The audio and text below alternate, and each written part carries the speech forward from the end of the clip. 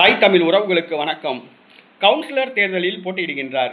Councillor தேர்தலில் போட்டியிடுகின்றார் என்ற தலைப்பில் இந்த காணொலியை காண்கிறோம். ஒருத்தவங்க கட்சி ஆரம்பித்தாங்கன்னா சட்டசபை தேர்தல், பாராளுமன்ற தேர்தலில் போட்டியிடணும். அதுதான் கட்சிக்கு மரியாதை. ஆனால் கவுன்சிலர் தேர்தலில் போட்டிட்டாங்கன்னா அந்த கட்சிக்கு மரியாதையே கிடையாது. அதுதான் உண்மை. கமலஹாசன் ஜெயலலிதா மறைவுக்கு பிறகு ஒரு கட்சி ஆரம்பித்தார். நம்ம ஆட்சியை பிடிக்கலாம்னு கனவு கண்டார். ஆனால் கடைசியில் கழுத தெரிஞ்சு கட்டெரும்பான கதையாக கமலஹாசன் நிலைமை பரிதாப நிலைமையாச்சு.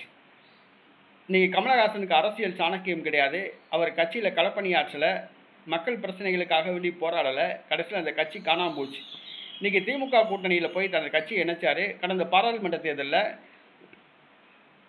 இலவசமாக 40 தொகுதியிலையும் திமுகவுக்கு ஆதரவாக பிரச்சாரம் பண்ணார். ஒரு ராஜ்யசபா சீட்டு கொடுத்தாங்க. ஆனால் தேர்தலில் போட்டியிட சீட்டு கொடுக்கல.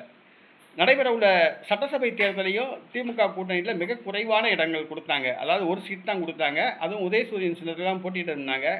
உடனே கமலஹாசன் என் கட்சி தேர்தலையே போட்டியிடலை அப்படின்ட்டார்.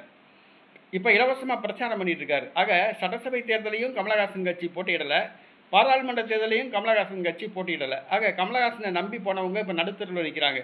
இவர் கட்சியில் போய் சேர்ந்தால் நம்ம எம்எல்ஏ ஆகலாம், எம்பி ஆகலாம்னு சொல்லி கனவு கண்டவங்க இன்றைக்கி கடைசியில் நடுத்தருவில் நிற்கிறாங்க.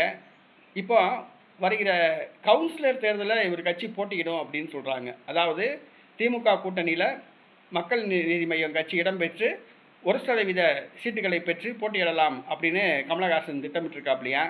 திமுக என்ன செய்யுதுன்னு தெரியல. திமுக கண்டிப்பாக வச்சு செய்யும். வர கவுன்சிலர் தேர்தலையும் கமலஹாசன் கட்சி கடைசியில் தேர்தலை நாங்கள் புறக்கணிக்கிறோம் அப்படின்னு தான் போக போகிறாங்க. கவுன்சிலர் தேர்தலில் போட்டியிடறதுக்காக வேண்டி ஒரு கட்சி ஆரம்பிச்சாருன்னா இதை விட கேவலம் வேறு எந்த கேவலமுமே கிடையாது.